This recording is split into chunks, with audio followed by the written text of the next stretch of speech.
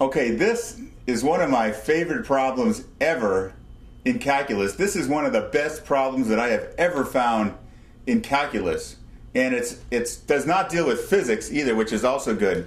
It deals with economics and something called utility, which is a quantity in economics. And I'll go through the problem statement and a little brief description of what it's all about first. But here's the interesting thing. When I was teaching calculus a couple of years ago, I had an opportunity to do so. You know, the AP exam is in early May, and then there's a month and a half left. And I didn't really know exactly what to do with that month and a half. Certainly just continuing on in the book and doing volume by the shell method or whatever seemed to me just pointless, right? Who gives a crap? So what I did is I kind of took a little leap into what normally would be only taught in college level calculus, typically third semester college level calculus, which deals with calculus of more than one independent variable. So the same things apply. There's really nothing new or different. It's only a little bit more complicated. But you can solve exciting problems like this one. So to me, it's worth it. Now, at the end of the video, I'm going to give a little couple minutes on just the economic theory behind this and sort of why I think this is really interesting. In case you are already tired of listening to my raspy voice, I'll save that to the end. Let me read the problem statement. Suppose that when a consumer purchases X units of one product, Y of another, and Z of a third, the utility of the purchases is given by this equation here. U is 5 times X to the 1/3 power, Y to the 2/3 power, Z to the 1/2 power. If the prices per unit are $2, $5, and $1 respectively, and the consumer has $100 to spend, how many units of each should the consumer purchase in order to maximize his or her utility? So utility is in economic terms means what you get from something. Right now, that's nothing new. That certainly makes sense. So should I buy another candy bar? Should I instead buy a bus ticket home?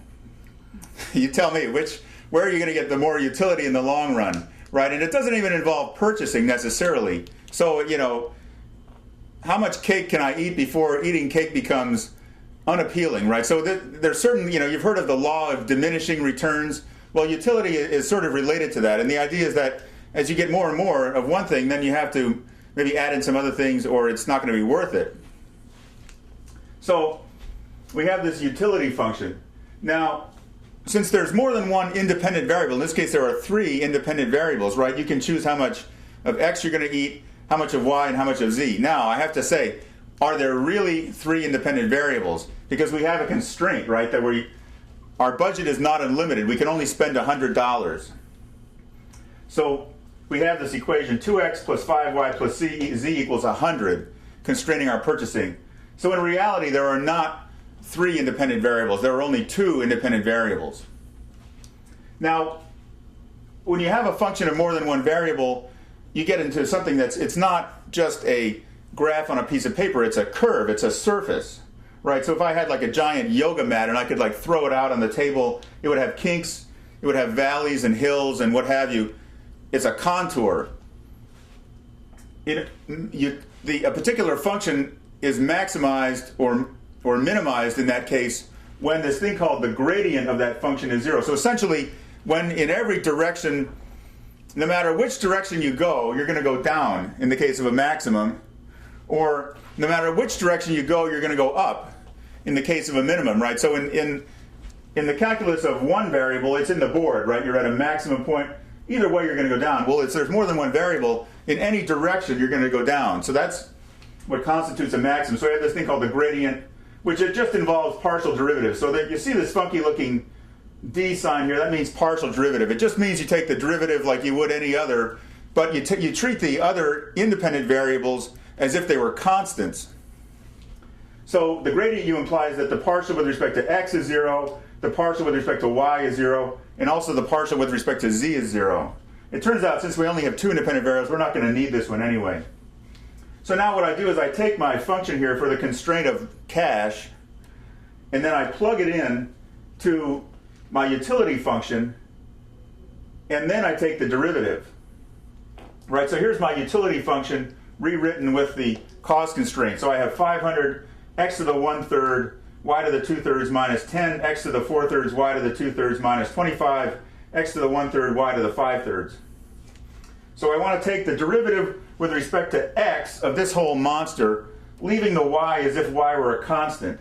And when I do that, I get this, right? So I have all these, the 1/3 becomes a minus 2/3, the 2/3 stays a 2/3, the 4/3 becomes a 1/3, the 2/3 stays a 2/3.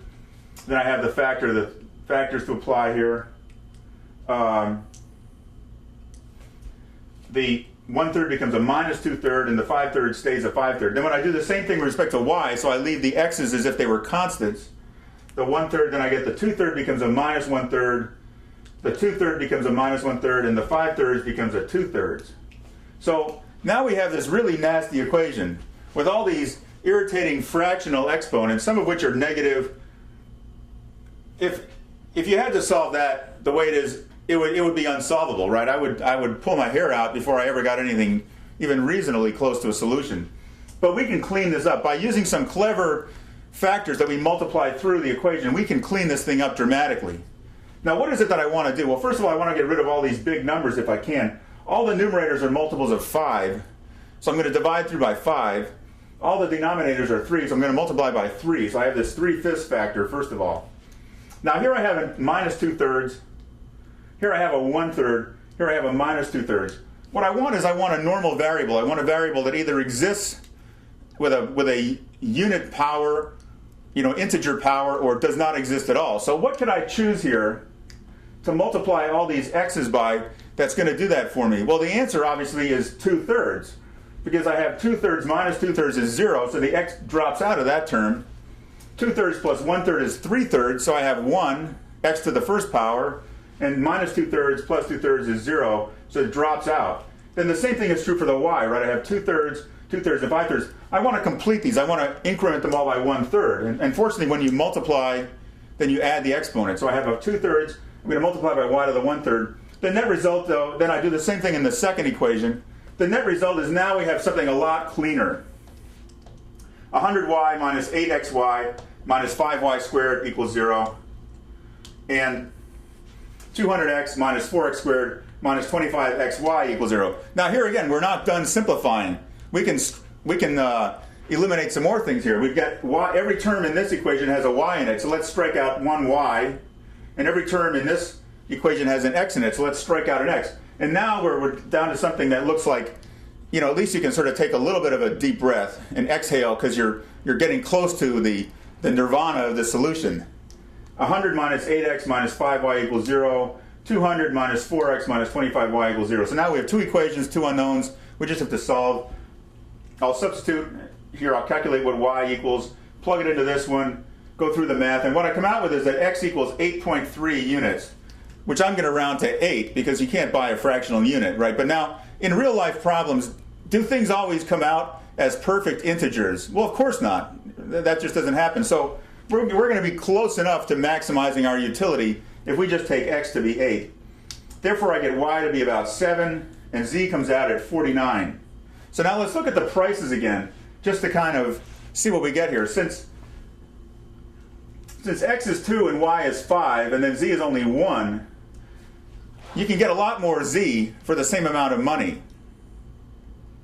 So it would make sense that you're going to buy more z at the end of the day, unless the utility function is so skewed against the z, right? Now let's look at what we have here. So we have the utility function, x to the 1/3 power, y to the 2/3 power, z to the 1/2 power. Which of these is the greatest? Well, it's going to be the y term, right? But which of the products is the most expensive? It's also the y term. The 1/3 is less than 1/2, right? So the x is it's not that expensive, right? It's only $2. But you get less utility from an x than you do from a z, which only costs $1. So that kind of gives a little indication of how the results might turn out. 8, 7, 49.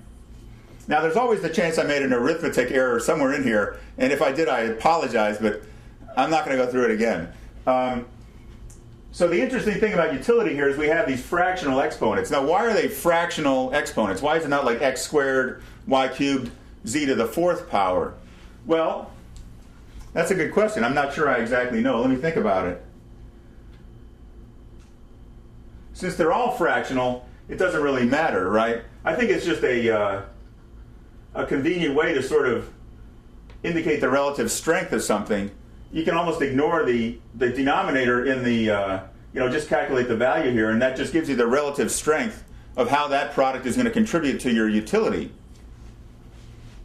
There's also this thing in math called marginal, in economics called marginal utility, which is the utility you get out of the last bite you took, right? So you might eat a cake, eating a slice of cake might involve 20 bites. The first bite is like, wow, this is incredible. The second bite is still wow. Maybe by the fifth bite you're like, it's wow, but it's not quite as wow as the first bite. The 20th bite maybe is even less wow, but the marginal utility of the 20th bite is only how much wow you got from that 20th bite. That's marginal utility, right? Here we're dealing with total utility, which involves the integration, right? The integration, the summation of all those utilities from the wow factor from each of those bites.